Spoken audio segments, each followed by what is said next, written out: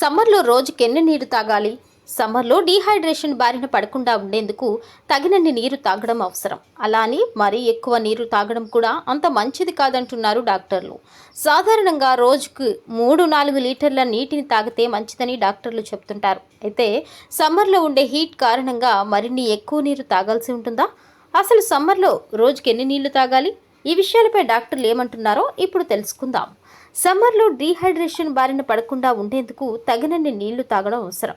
సాధారణంగా మనిషికి రోజుకు 3-5 లీటర్ల నీరు అవసరమవుతుంది. అయితే వ్యక్తి చేసే శారీరక శ్రమ, అనారోగ్య సమస్యలను దృష్టిలో ఉంచుకుని వాటర్ ఇంటేక్లో మార్పులు చేసుకోవచ్చు.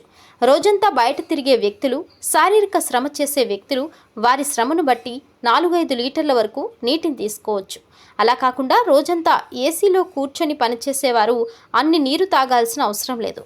సమ్మర్లో తగినన్ని నీళ్లు తాగడంతో పాటు తీసుకునే ఆహారంలో కూడా వాటర్ కంటెంట్ ఉండేలా చూసుకుంటే ఇంకా మంచిది.